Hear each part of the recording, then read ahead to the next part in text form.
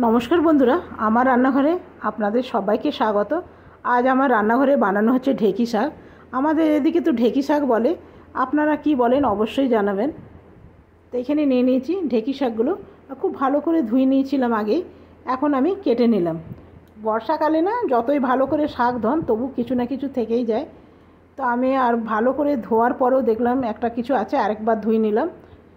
তো দেখুন এগুলো শাকগুলো আমি ধোয়া হয়ে গেছে আরেকবার।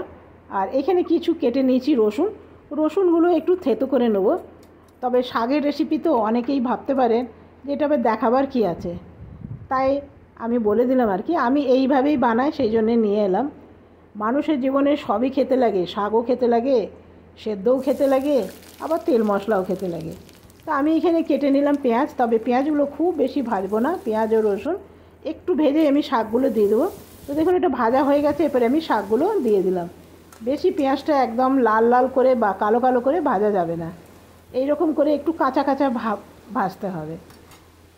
এরপরে দিয়ে দেবো একটু নুন, আর দিয়ে দেবো হলুদ। অনেকেই শাকে হলুদ দেয় না, তবে আমি অল্প হলেও একটু দিই, তাহলে শাকের কালারটা খুব সুন্দর আসে। না তো এই সবুজ কালারটা কীরকম যেন হয়ে যায়।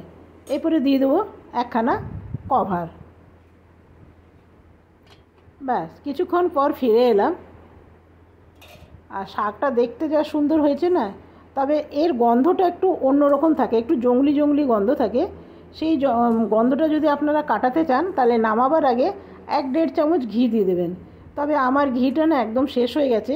আমি বাড়িতেই ঘি বানাই, তো এখনও বানানো হয়নি, তো সেই জন্য এখানে দিতে পারলাম না। আর দেখুন ডাঁটাগুলো আমি দেখলাম কিছু কিছু ডাঁটা আমি দিয়ে দিয়েছিলাম, বেশ ভালো লাগে ভাতের সাথে খেতে। তবে ডাঁটাগুলো এখনও দেখলাম সেদ্ধ হয়নি, আর একটু রাখলে মনে হচ্ছে হয়ে যাবে। আর জলও অনেকটা বেশ আছে, তো অনেকটা জলটা শুকিয়ে এসছে। তো দেখুন একদম শুকিয়ে গেছে আর ভাজাও হয়ে গেছে। আপনারা নামাবার আগে অবশ্যই একটু ঘি দেবেন। তো চলুন এরপরে আমি নামিয়ে নিলাম শাকটা। আর খেতেও ভীষণ ভালো হবে, তো খেয়েই আপনাকে বলবো কেমন হয়েছে। শাকটা দেখতে কিন্তু ভীষণ ভালো হয়েছে। এইখানে নিয়ে নিলাম ভাত। আর শাকটা দেখতে যা সুন্দর হয় না, ভাতের মধ্যে সবুজ সবুজ দারুণ লাগে। তো একটা মেখে নিলাম লঙ্কা, শাক আর ভাত। আজকের রেসিপি কেমন লাগলো অবশ্যই জানাবেন। আজকের মতন এখানেই শেষ করব।